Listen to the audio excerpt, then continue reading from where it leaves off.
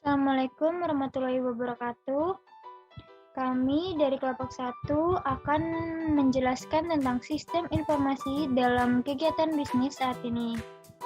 Sebelumnya, saya akan memperkenalkan anggota kelompok saya. Yang pertama, ada Mbak Walzianti dengan NIM 284. Lalu yang kedua ada Mas Ulul Asmi dengan NIM 295. Dan ada yang ketiga ada Mbak Indah dengan NIM 305. Dan yang keempat ada Mas Fatila Bika dengan NIM 312. Selanjutnya akan dijelaskan oleh teman saya. Waktu dan tempat saya persilakan. Sebelumnya, perkenalkan, nama saya Fatila Bika Mahendra, NIM 2019-008-312. Saya dari kelas manajemen 4A8. Di sini saya akan memberi informasi sedikit mengenai sistem informasi manajemen. Apa itu sistem informasi manajemen? Sistem informasi manajemen yaitu suatu sistem informasi yang digunakan oleh organisasi untuk mengelola semua transaksi yang mendukung fungsi manajemen dan dapat berguna untuk pengambilan keputusan. Atau pengertian lainnya yaitu sistem informasi yang menghasilkan output dengan masukan input dan berbagai proses lainnya yang hasilnya dibutuhkan untuk tujuan tertentu dalam kegiatan. Jadi, sistem informasi manajemen itu intinya suatu alat pengendalian meliputi sumber daya manusia, dokumen perusahaan, teknologi, dan juga sebagai alat pemecahan masalah dalam suatu perusahaan. Selanjutnya, ciri-ciri sistem informasi manajemen itu ada 6. Yang pertama, berorientasi pada data yang sedang terjadi atau sudah terjadi. Kita harus berpatokan pada data yang sedang atau sudah terjadi pada masa lampau, karena agar memacu suatu organisasi itu untuk lebih baik lagi ke depannya dalam segala hal. Yang kedua, harus ada perencanaan matang untuk jangka panjang. Mengapa suatu organisasi perlu melakukan perencanaan yang matang untuk jangka panjang? Ya, alasannya karena agar memudahkan stakeholder dalam mengukur keberhasilan untuk menjalankan visi misi dari suatu perusahaan tersebut. Yang ketiga, fokus terhadap data internal organisasi atau perusahaan. Kita harus fokus terhadap data internal karena sangat penting data itu dalam suatu organisasi. Jangan sampai ada yang keliru. Jika ada salah satu yang keliru, maka akan mengalami kesalahan data yang akan mengakibatkan ketidakjelasan jika suatu saat kemudian stakeholder meninjau data tersebut.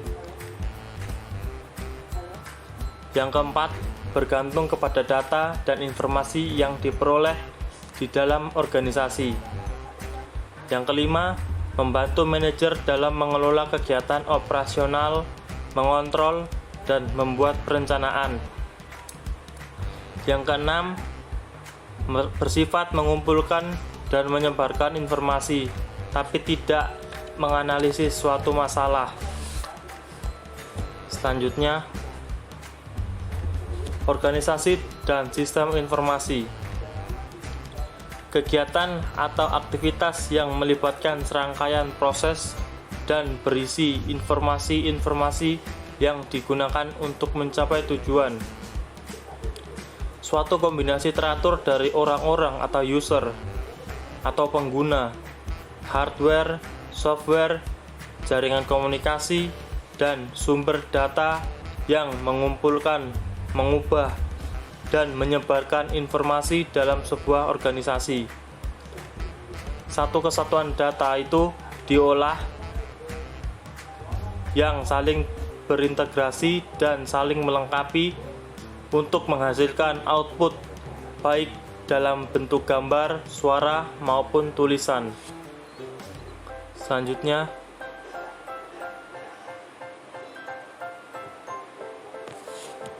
sistem informasi untuk keunggulan strategis. Sistem informasi strategis adalah alat untuk mengimplementasikan strategi dengan menggunakan informasi, pengolahan informasi, dan atau komunikasi informasi agar dapat memengaruhi aktivitas bisnis perusahaan itu secara keseluruhan sehingga membantu dalam persaingan bisnis dengan perusahaan yang lainnya. Strategi dapat berpengaruh luas pada organisasi, pasar, atau keseluruhan industri. Selain itu juga berfungsi untuk mendefinisi ulang. Mendefinisi ulang itu fungsinya. Fungsi dari suatu organisasi. Sistem informasi strategis seringkali mengubah organisasi di samping produk, jasa, dan prosedur internal yang akhirnya membawa organisasi tersebut ke pola perilaku yang baru. Selanjutnya, sistem informasi manajemen sangat penting untuk para level manajemen dalam hal yang pertama, melakukan monitoring terhadap kinerja anak buah. Yang kedua, memberi penilaian langsung terhadap kinerja anak buah. Yang ketiga, menerima laporan dan juga hasil pekerjaan dari anak buah atau bawahan. Yang keempat, melaksanakan fungsi pengawasan dan juga pemindah tugasan bagi bawahan dan juga anak buah. Yang kelima, memberikan masukan kepada dewan direksi terhadap promosi jabatan dari anak buah. Yang keenam, melihat kelebihan dan juga kekurangan yang dimiliki oleh anak buah. Yang ketujuh, melakukan komunikasi antar level manajerial untuk kepentingan organisasi dan juga perusahaan. Yang kedelapan, membantu mempercepat proses pengambilan keputusan oleh pihak manajemen dalam mengatasi suatu permasalahan. Yang kesembilan, menganalisa suatu masalah dan juga problem yang muncul pada suatu organisasi. Yang ke-10, meningkatkan efisiensi manajerial di dalam sebuah organisasi atau perusahaan. Yang ke-11, menunjang fungsi operasional dari manajemen dalam melakukan tugas di sebuah perusahaan atau organisasi. Cukup sekian dari saya. Bila ada kurangnya, saya mohon maaf. Baik, di sini saya akan menjelaskan tentang manfaat sistem informasi manajemen. Manfaat sistem informasi manajemen ini terdapat 4 poin. Yang pertama yaitu meningkatkan efisiensi dan efektivitas dalam bisnis. Yang dimaksud dengan meningkatkan efisiensi dalam aktivitas dalam bisnis itu bisa meningkatkan efisiensi pekerjaan dan efektivitas dalam bisnis. Dua, yaitu memudahkan kepada pihak manajemen untuk melakukan tugas. Yang dimaksud dengan memudahkan kepada pihak manajemen untuk melakukan tugas yaitu dengan adanya SIM atau sistem informasi manajemen ini atau teknologi informasi bisa dapat memudahkan pekerjaan bagi karyawan yang melakukan pekerjaan atau tugas yang akan mereka kerjakan seperti perencanaan, pengarahan, pengawasan, dan pengendalian kerja kepada semua bagian dalam suatu bisnis. Yang ketiga, meningkatkan sumber daya manusia. Meningkatkan sumber daya manusia dengan SIM ini sudah berjalan dengan baik, yaitu dengan adanya teknologi informasi sumber daya manusia akan meningkat karena di zaman yang akan datang SDM atau sumber daya manusia tidak akan lepas dari sebuah teknologi. Jadi secara sistem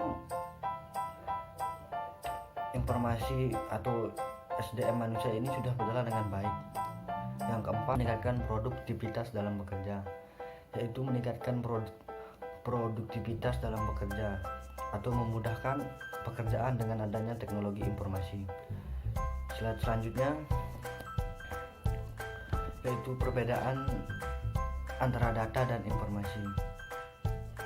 Kita lihat di sini data lebih cenderung ke penjelasan singkat atau suatu gagasan yang belum menjelaskan peristiwa atau hasil kegiatan. Di sini dan data juga kadangkala tidak bisa digunakan atau diterima oleh akal pikiran si penerima. Sedangkan informasi dapat berguna dan dapat diterima oleh akal pikiran penerima. Selanjutnya data bersifat teknis dan memiliki ruang lingkup yang lebih detail, sementara informasi menghasilkan penjelasan. Selanjutnya, sistem informasi sangat penting bagi bisnis. Nah, di zaman yang sekarang ini, sistem informasi sangat penting bagi bisnis atau perusahaan untuk memudahkan sebuah pekerjaannya. Dan di sini telah banyak yang menggunakan teknologi dan berkembang. Karena teknologi akan terus berkembang untuk memudahkan pekerja atau karyawan atau perusahaan dalam melakukan sebuah pekerjaan. Nah, terus di sini dalam abad informasi di sini harus bersaing dalam pasar yang penuh tantangan. Dengan perubahan yang cepat, kompleks, global sangat berkompetitif fokus pada pelanggan. Karena di satu zaman tidak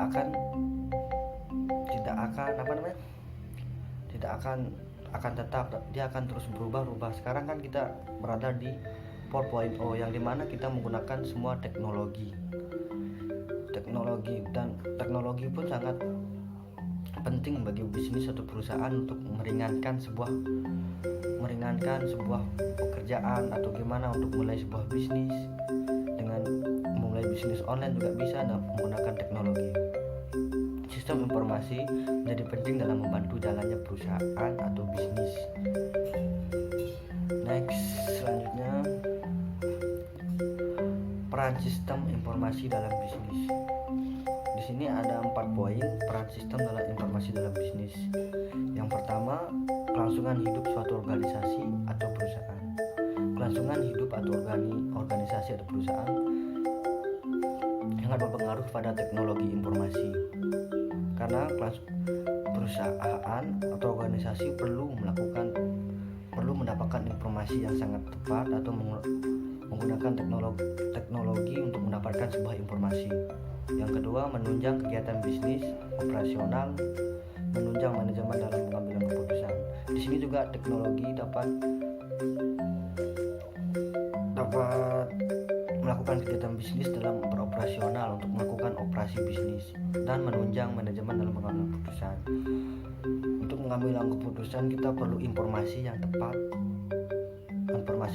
dan akurat untuk melakukan sebuah keputusan. Yang kedua, membantu jalannya perusahaan dalam ekonomi global. Di era 4.0 ini kita sangat membutuhkan teknologi informasi karena dalam membantunya sebuah perusahaan atau bisnis, teknologi sangat penting untuk membantu sebuah perekonomian atau perusahaan dalam mengembangkan sebuah perusahaannya.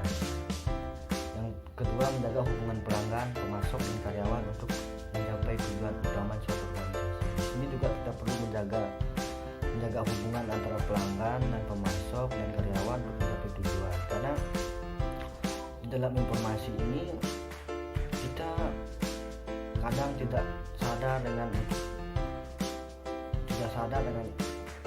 secara langsung menggunakan informasi secara tidak benar. Karena itu kita harus hati-hati supaya hubungan pelanggan atau pemasok dan karyawan mencapai tujuan yang sama. Oke, next selanjutnya yaitu tujuan sistem informasi, keunggulan operasional. Keunggulan operasional ini yang pertama, perusahaan akan terus memaksimalkan efisiensi operasi perusahaan tersebut untuk mencapai profit lebih tinggi melalui sistem teknologi. Perusahaan melalui sistem dan teknologi untuk mencapai sebuah profitabilitas itu sangat membutuhkan, karena sistem informasi dan teknologi ini sangat penting untuk mencapai sebuah profitabilitas untuk progres untuk sebuah perusahaan, seperti produk, jasa dan model bisnis. Produk, jasa dan model bisnis di era 4.0 di serba teknologi ini, kita perlu menggunakannya untuk melakukan sebuah bisnis dan meringankan sebuah operasional. Yang kedua, perusahaan harus dapat menciptakan produk dan jasa dengan model yang baru sesuai dengan pasar. Di zaman teknologi yang akan terus berkembang ini, kita butuh yang baru untuk memulai sebuah persaingan dengan pasar. Dengan adanya teknologi, kita bisa membuat yang baru atau kita bisa melihat saingan kita di pasar. Yang kedua, bagaimana kita memilih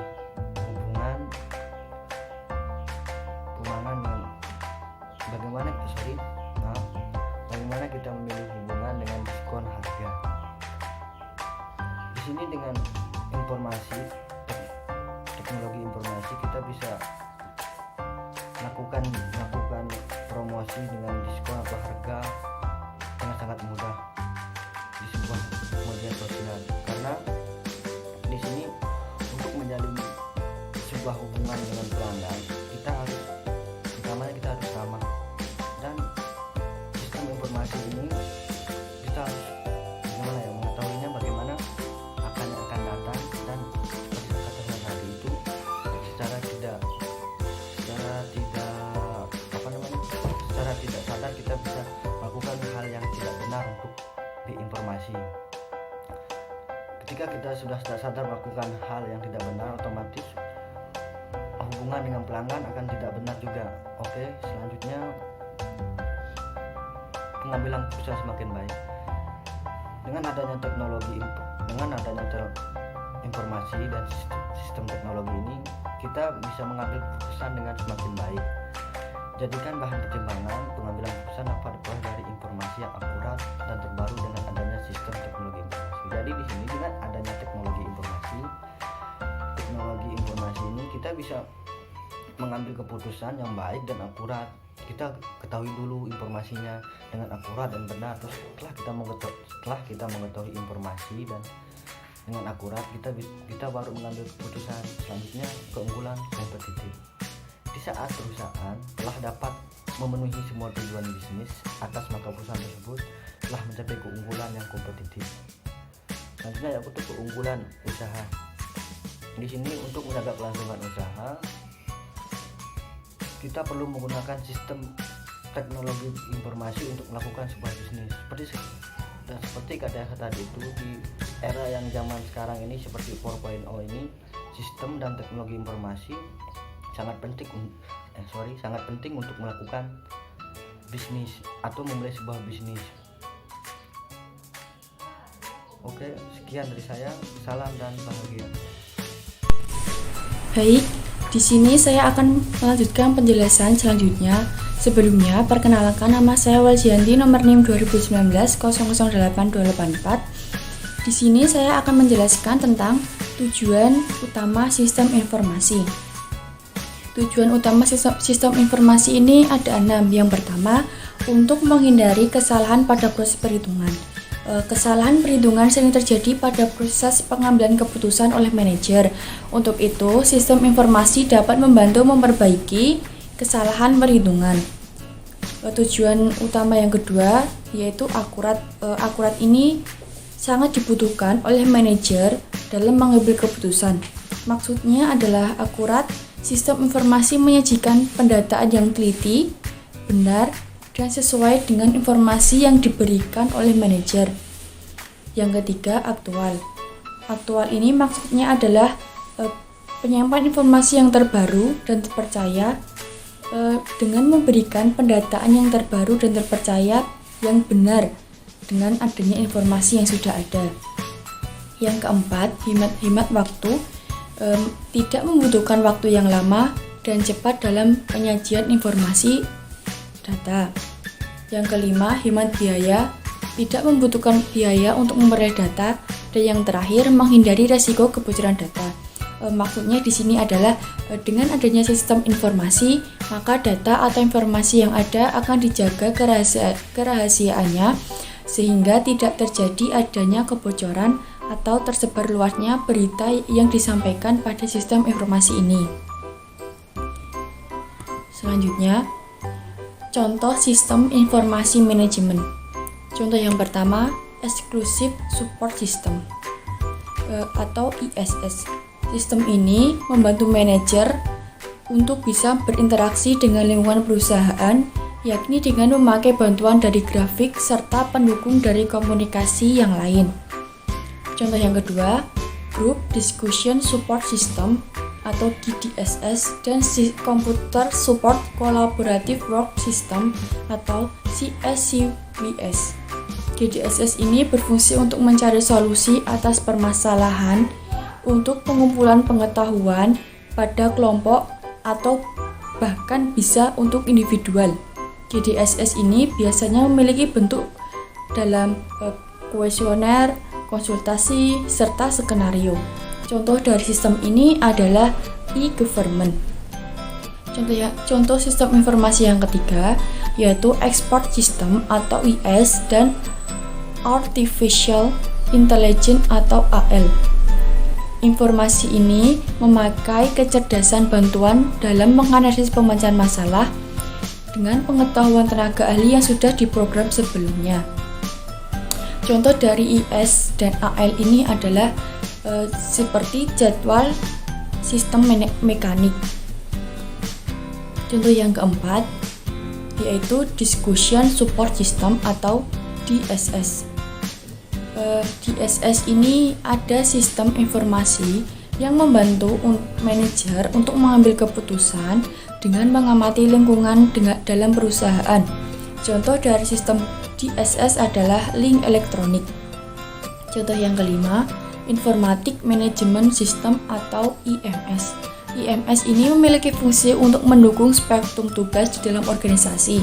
IMS juga dimanfaatkan dalam menganalisis pembuatan keputusan. Beberapa fungsi informasi dan program komputerisasi bisa disatukan dalam program IMS ini. Jadi sistem komputerisasi yang lain bisa digabungkan atau disatukan dalam IMS. Contoh yang keenam, Office Automation System atau OAS.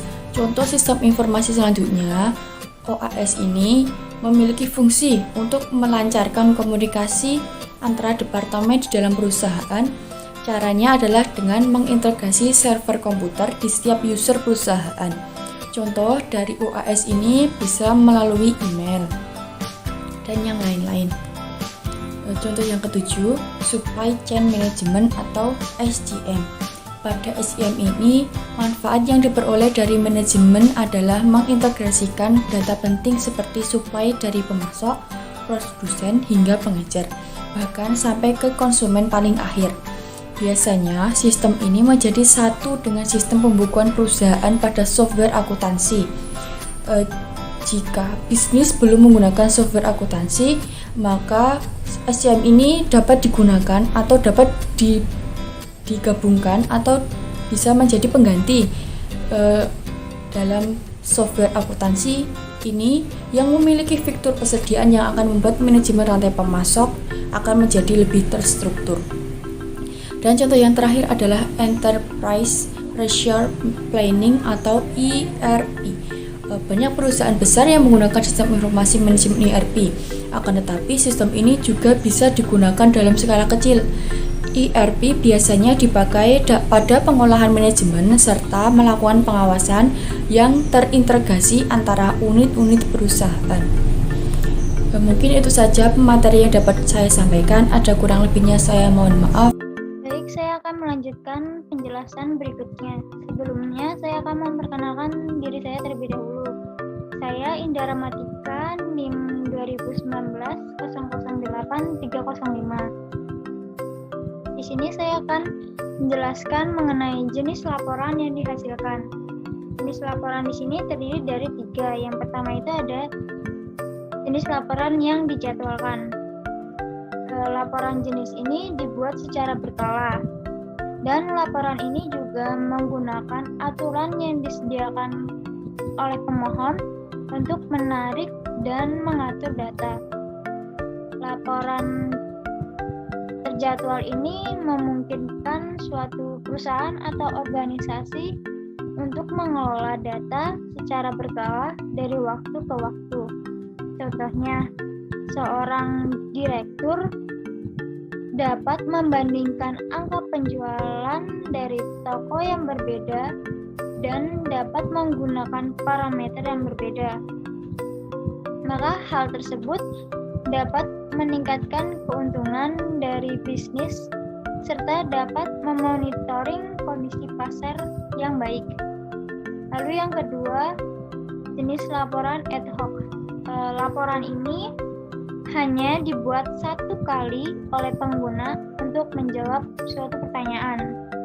Dan jika laporan tersebut berguna, maka dapat mengubah laporan tersebut menjadi laporan terjadwal. Nah, jenis laporan ini berfungsi juga untuk membuat laporan dalam waktu yang pendek. Laporan jenis ini juga cocok digunakan untuk membuat laporan secara cepat. Lalu jenis laporan yang ketiga, real time. Jenis laporan ini dapat diartikan bahwa laporan tersebut dapat dimonitoring secara langsung. Laporan jenis ini biasanya itu digunakan dalam bisnis untuk melihat setiap perubahan pada informasi secara langsung serta tidak ada batas waktu. Misalnya, seorang kepala customer service yang memonitoring lonjakan volume panggilan sehingga dapat menyelesaikan permasalahan tersebut secepatnya. Lalu selanjutnya ada pendukung keberhasilan sistem informasi manajemen. Ini pendukungnya terdiri dari 5. Yang pertama itu ada integrasi. Jadi setiap unit organisasi itu wajib terhubung dengan melakukannya integrasi dari tingkatan paling bawah hingga tingkatan paling teratas. Karena suatu perusahaan itu atau organisasi itu harus memastikan bahwa setiap proses integrasinya yang dilakukan itu harus benar-benar lancar. Ini bertujuan supaya perusahaan tersebut terhindar dari berbagai macam hal buruk yang bisa terjadi dalam lingkungan organisasi tersebut. Lalu yang kedua, cetak biru perusahaan atau blueprint. Cetak biru perusahaan ini menjadi panduan dalam membangun suatu bisnis. Hal ini tuh patut diperhatikan oleh manajemen dan semua unitnya agar tercipta semangat untuk terus membangun perusahaan dengan bersama-sama. Dengan kata lainnya, setiap bagian dalam organisasi atau perusahaan sangat berperan dalam mencapai kesuksesan sistem informasi manajemen yang diterapkan di dalamnya. Lalu yang ketiga, ada perubahan budaya kerja. Di sini kita harus menyesuaikan diri dengan sistem yang baru, yang sama artinya dengan meninggalkan zona nyaman yang selama ini telah melekat. Manajemen di sini perlu untuk terus memperhatikan setiap budaya kerja yang tercipta agar bisa mengarahkan pelaksanaan sistem sehingga mereka mau belajar hal baru sekaligus menyesuaikan dirinya dengan perubahan tersebut. Lalu yang keempat ada teknologi informasi. Teknologi informasi ini terdiri dari berbagai komponen penting, yaitu seperti perangkat keras, perangkat lunak, dan jaringan. Teknologi informasi ini dibutuhkan perhatian khusus tentang segala kapasitasnya, kemampuannya, dan kecepatannya dalam menampung data oleh teknologi informasi semacam ini. Agar tidak ada kesalahan dalam memilih teknologi yang benar-benar dibutuhkan oleh perusahaan atau organisasi tersebut. Lalu yang kelima, ada tim yang kompak atau tim yang solid. Dalam suatu sistem informasi manajemen, tidak akan berjalan dengan baik jika tidak ada tim yang kompak di dalamnya. Bahkan seharusnya ada tim profesional yang memahami sistem organisasi tersebut agar segalanya tetap terkendali dengan baik. Tim atau individu ini akan ditunjuk untuk mengawasi, mengelola, dan memastikan bahwa sistem yang sedang dibangun ini dapat terus berjalan sesuai dengan rencana. Jadi bisa dikatakan sistem informasi manajemen di suatu organisasi atau perusahaan bisa terwujud jika seluruh pihak terkait di dalamnya dan mampu mengenali berbagai bentuk permasalahan yang ada. Baru setelah itu membuat rencana untuk mendapatkan solusi terbaik di kemudian hari. Baik, terima kasih. Sekian dan terima kasih atas penjelasan dari kelompok kami. Jika ada kesalahan kata mohon dimaafkan. Salam.